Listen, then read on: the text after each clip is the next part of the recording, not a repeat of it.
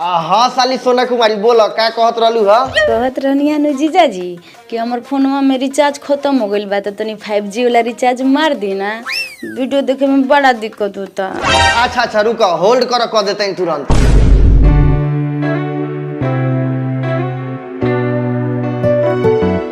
देखा ढुकल। हाँ जीजाजी, रउआ ढुकाए में ना ढुकी, ऐसा हो सकता। कनी हो 12 5G रिचार्ज करावो तारू, कौन वीडियो देखे में दिक्कत होता? उहे वाला। अरे बाप रे बाप। तो चलो ना एक दिन हमनियों का हाउ वाला वीडियो शूट कर देवल जाओ। बाग जीजाजी, रउआ नु बड़ी मजा किया बानी, दीदी से मन नहीं किया भरत का? ना अब तू ही सोच, कितना दिन आदमी दाल भात चोखा खाई, अब तनी पनीर खाए के मन करता। अच्छा तो आई ना, रउआ के एकदम ताजा दूध के पनीर बना के खिलाई। वैसे कबले रउआ होता नहीं? हाँ बस आते वाली सामान पैक बा। बिहान ट्रेन पकड़म, 2 दिन में घर है, तीसरा दिन आयम ससुरारी साली पर चढ़ है। आई रे दादा, हमरा फोन में फ्यूज करम काहे जीजाजी?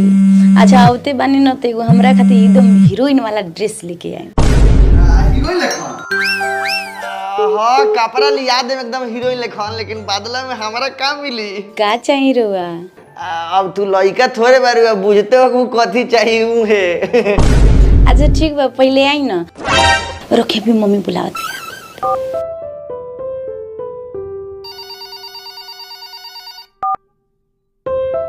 हेलो, ए काहेला फोनवा करके बार-बार परेशान करत तारू? घरवा में आग लग गेल बा कि केहू ऊपर पड़ गेल बा? कहाँ बिजी बानी? कबे से फोन करे तनी उठावत काहे नहीं खी? मैनेजर के फोन आ रख, छुट्टी के बात बरो करत रहनी ह। अच्छा, मैनेजर से बतियात रहनी हां। आ सुनी ना, सामान सब अच्छा से सरिया ले हम, आ रास्ता में खाए ला कुछ ले लेम, आ स्टेशन टाइम से पहुंच जाए ना तो ट्रेन छूट जाई। हाँ ठीक बा, ज्यादा हमरा के बुद्धि मत दो, आवेला हमरा करे सब। आ सुनी ने, आई लव यू। रवो बोली ना। अरे माई रे माई, का भेल बोली ना, पूछे तारू? इमा पराठा बेले में हम हाथ जोड़ गेला, तोरा प्यार सुझता बेल नवे ले ढुक जाई करे मोबाइलवा में। रख फोन। मोटा भाई गरम गरम पराठा बना रहा है, दू लाओ खाने के लिए। ए हमरा बाप के जूझ खाना साले, वही बेर से गर्मी में पराठा बेले बेले तो हमर गांठ फाट गेला, तोरा के गरमा गरम पराठा खियाई। चुपचाप बस ये बात खो, साला हमू खैनी हां। अरे मोटा भाई तू के दे देगा तो क्या हो जाएगा? अरे भोसड़ी वाला, ट्रेनवा में घटी तो तोहर बाप लेके दिया ना हमरा के। बहन चो ज्यादा बिहारी बिहारी करे नु तो ये रूम में कुटी कुटी काटम साले, या बैग में भर के गंगा जी में दबा देम साले, सीधे मुक्ति मिल जाई। आई तो नहीं मत बता।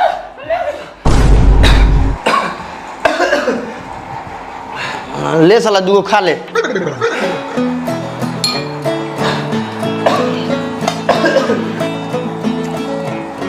बिहारी सब कमीना होता है, लेकिन दिल का बहुत अच्छा होता है। साले चुपचाप ठूस, ज्यादा मक्खन मत लगाओ ना तो देखा तेरा बेलना मार, बेलना के बरमान फाड़ दे।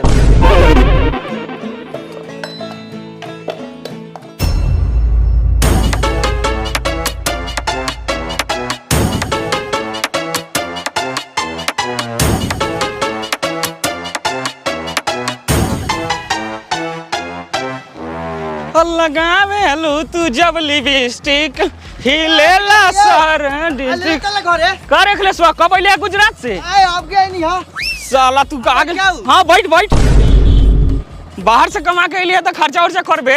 हां काहे ना खर्चा काहे ना करम? तो बिहार में दारू बंद हो, दारू ले लिए नु? दारू तो ना ले नहीं, महुआ मीठा पिया देबल साज के। साला गारू आदमी दारू लेके ना आइले है। चल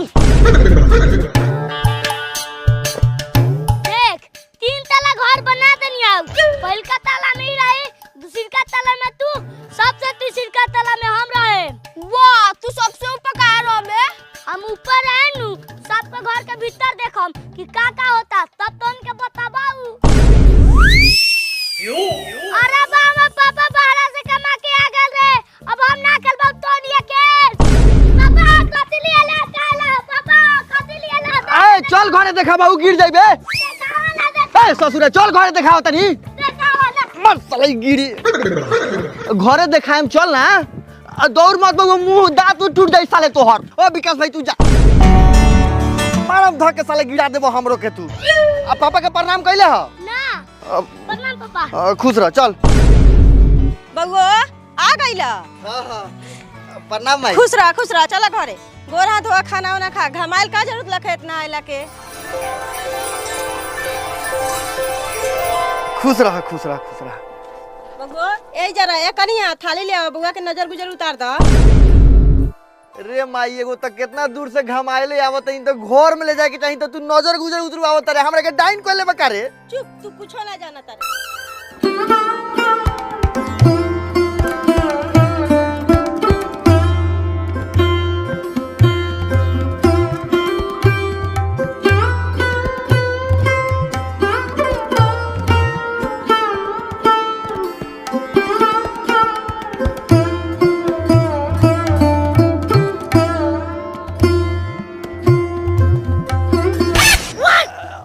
थूक काहे फेंकत रे हमर मुंह में गू लगल बका। ए बक इ नियम नु बाजी ऐसा ही नजर उतरेला। अच्छा चल आज रात में हम तोरा के उतारा तई नजर।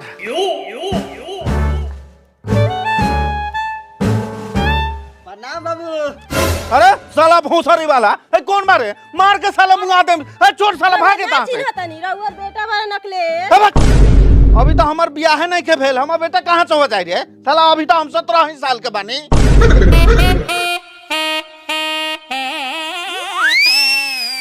अरे बुढ़िया तू कौन बारे रे? अरे बाप रे बाप रोज कहत हैरान बनी कि हम रोगर मेहरारू बनी। तोरे जैसन बुढ़िया से हम बियाह करम हम तो सीरी देवी से बियाह करम काहे कि हम 17 ही साल के बानी। चल जाए तहां से ना तो छाती के बाती तोड़ दे। बक बक रे माई बाबूजी के इलाज कैसन चलत है डॉक्टर कथी कहलक ह? बउआ रे डॉक्टर कहलक 17 साल का ऊपर के सारा अरदास भूल गइल बारन खाली उनका जवानी ही याद बा। सब बात छोड़ चल तू गोरा धो खो बहुत दूर से आइल बारन। दुल्हन बउआ के खाना वाना खियावा हम दूर पर माल जाल देखा तनी। जाई पहले रो गोड़ हाथ धोली तले हम खाना निकालत तनी। पापा गोरा धो बाद न जाइया। काहे रे? जौन सामान लेके आला वो हमरा के लावा। अच्छा दे हम पहले गोड़ हाथ धो लेबे दे। ना पापा अभी तो तब में पटीदार से के लगिया के देखा हम कि ओकनी के गार फाटी। पर साला कितना खोचर बारे चल पहले कल चलाओ।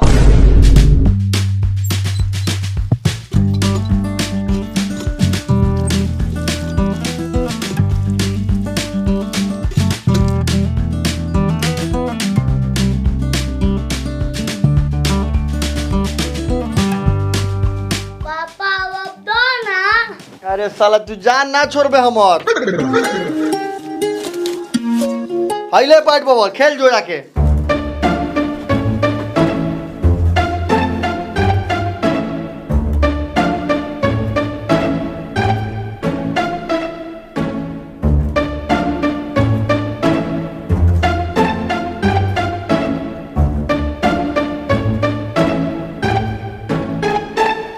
देखू चाचा जी रउआ अगुवाई करे आल बनी एकदम बढ़िया से खाई पेट भर के लेकिन हमरा ला जवन लड़की खोजम नु एकदम कमसीन पूरा श्री देवी लेखा। आए काहे कि हम बानी ऋषि कपूर वो 17 साल के। ए माई बाबूजी के दिमागवा पूरा खराब हो गल का रे? बउआ रे तोरा आज न सुने के मिलत हमरा रोज सुन के माथा पाक गइल। अरे बुढ़िया हमर शादी कटबे करे मार लाठी के तोर छाती हो जाई बियाह हो जाई बाबू तू बैठ। हाँ तो बाबू एकदम कम सीन खोजी। हाँ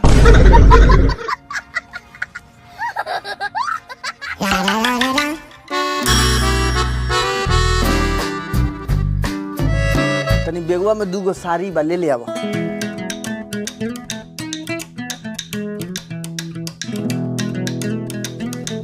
और माई खेत उत सब रोपा गेल है?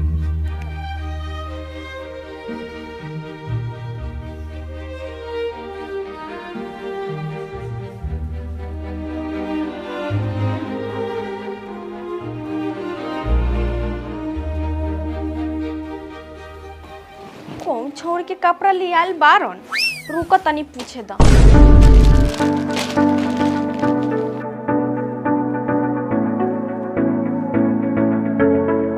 हई तोरा ला लियाल बानी। ए मैया हई तोरा ला साड़ी लिया दिल बानी।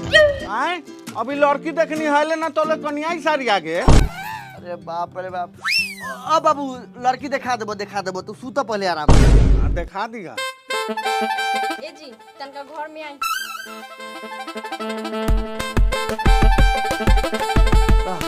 हई हीरोइन लेखन कपड़ा केकरे खातिर लियाल बानी? ई कपड़ा हमर ड्रेस कोड ह जवन कंपनी में काम करिला नु ओकरा में सब लोग ऐसने कपड़ा पहन के काम कर लेना तो कंपनी वाला निकाल दी। आय लड़की वाला कपड़ा पहन के वो लोग काम करे। हां सब लोग ये कपड़ा पहन के काम कर लेना तो कंपनी वाला निकाल दी नु कंपनी से। एक रख दो फिर जइए जाम तो ये लेके जाम। हां ठीक बा।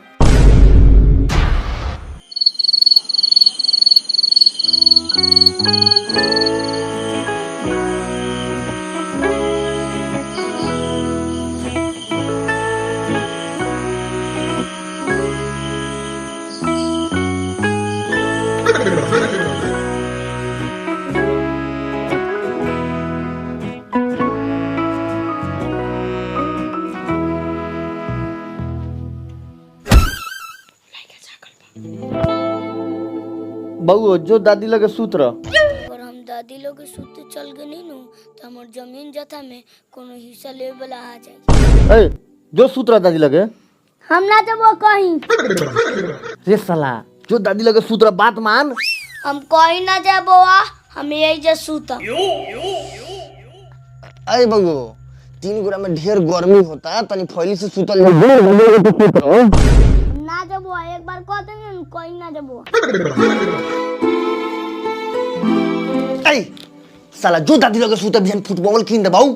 ठीक बा हम जाते नहीं हो दादी लगे सूते लेकिन एगो बात कान खोल के सुन लो हमर जमीन जाता में से दूस ना लगे के चाहिए। ई बात कान में ध्यान रखियो। जो साला जो पहले से सूता। कितना बदमाश बेटा पैदा कोले बारू हो के मारी बंद करे पहले तब तोरा से फरिया।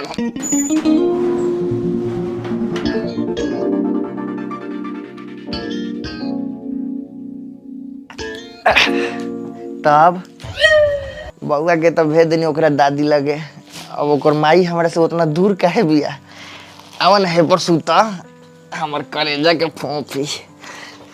कहत रहनी हा कि बहुत दिन पर आयल बानी तो सोचत तानी कि तोरो के कहीं घुमा दी।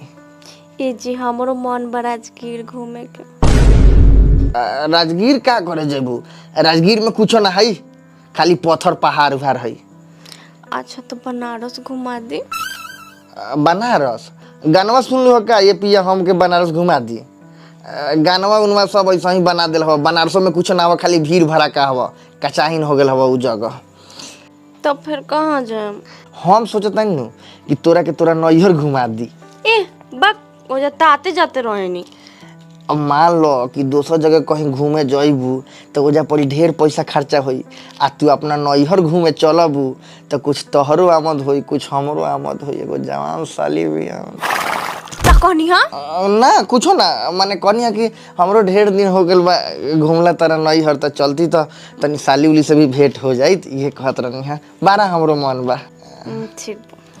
ठीक बानू तो बिहान चलल जाओ नु। चले तो अभी के प्रोग्राम चालू करी। गाड़ी मना कहाँ कैले बनी? तेरी बहन के माना कहाँ कैले बने।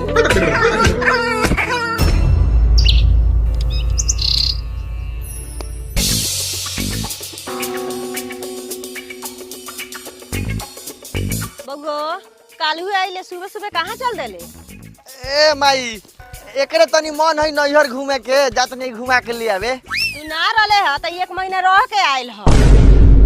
कैसे कहे कि एकरा से ज्यादा तो हमर मन में जवान साली के सियान करे के। ए माई कनी हो कि बियाहवा में लोग परिया सकर ले रहे त ना देलक तो जात नहीं तो परियो ले ले आइम तब नु ढेर दूध होई त दुनु बेकत खइबे। अच्छा ठीक बा हम कि लेइए के आई ह। हां ठीक है बा। ओ चाचा कहनी कि हमरा ला कुंवार लड़की देखियो बियाहल ना काकि हमर उम्र 17 साल बा। आ फोटो ले ले आई ह। अच्छा ठीक है ठीक है। बेगवा तू धला ठीक से बैठनु गेलू। हाँ तो साड़ी सही हार के धो लिया काहे कि नारी सब के सारी गाड़ी में अजुरा जाला। तू बैठ गेल रे बढ़िया से धले रहिए हॉर्न कम बजाइए।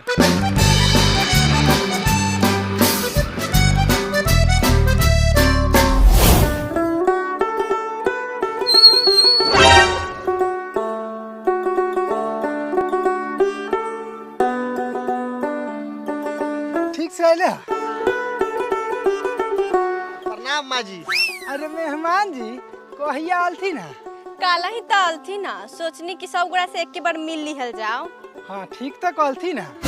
बउओ देखता संदीप दूरा पर के आयल हथिन। अरे कौन सरवाइल बा हमरा दूर पर रे? अरे जीजा जी प्रणाम जीजा। खुश रहो। वो आई नहीं गुजरात से। भल 2 दिन ए बुआ हाइले मिठाई हो गई। आ एकरे तो जरूरत लखा तो नहीं ना आई तो चली ते के भेजवा देते। ओ मामा अकेले ना खइया हमरा खिया। अरे क्या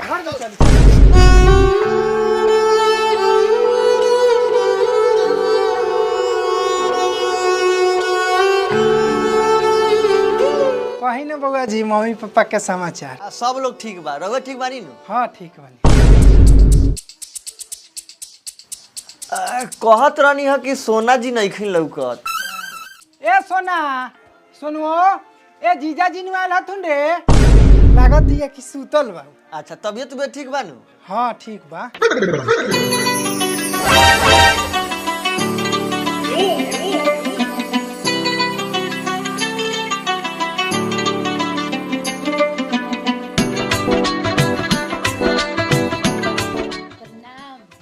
जी आइल बनी तो दिया। कथि दी हा? ए खाना पीना दिया। त खाना पीना काहे दी? हम दे। बाक का मार दे। तोरा दीदिया का छै तोरा से काहे खाना पीना खाई? लामा उगा जीजा।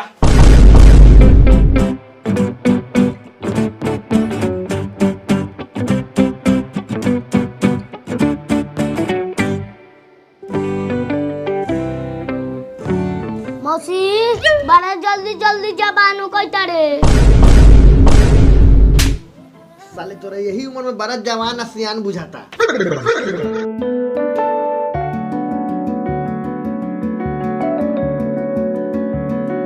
ए खाली हंसी मजाक हो कि मेहमान के नाश्तो पानी कराबे सा। जो जाके नाश्ता ले आ। जा बबी तू जाके आराम कर। ए संदीपवा जाके बाजार से खसी के मीट 1 किलो ले आ।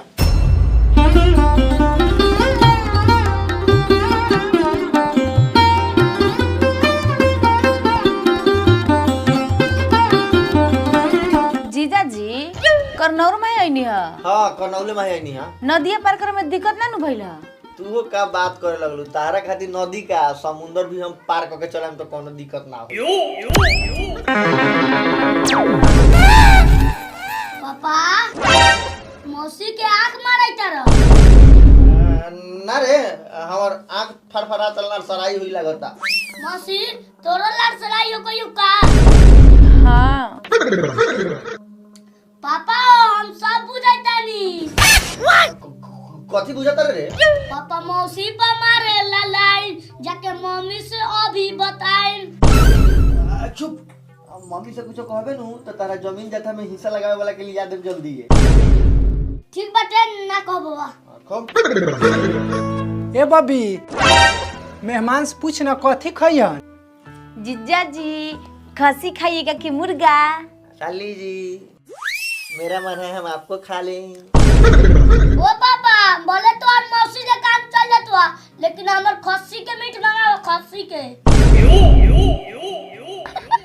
ए माई खसी के मीट मंगा दे रे। हइले बउआ मछराही झोरा हई पैसा पकड़ आ कहले कि 1 किलो प्याज आधा किलो खसी के मीट ले लीहे। ठीक बा। हाँ ठीक बा जो। ए मेहमान मोटरसाइकिलिया के चबिया दा ना तनका खसी के मीट लिया तनी तोरे खाइला। अच्छा मोटरसाइकिल से जाइबा? हाँ ठीक से ले जाइए गिरइहा ना। का जीजा ऐसा नु बात कह देनी। हंडील छोड़ के हाथे वाला लइका के कहतानी ठीक से चलैया। रउआ चलिए ना गांव दिखा देव तनी। ना ना तू अकेले जा। तोरा गांव में देखे वाला चीज कहां बा? जौन देखे वाला चीज बा तोरा घर ही में देख ले। का देख ले हम जाइबो ना करम मीट लियावे। अच्छा जा ना ऐसा ना मजाक कोनी जा जा। ठीक बा ठीक से रहम। हाँ हाँ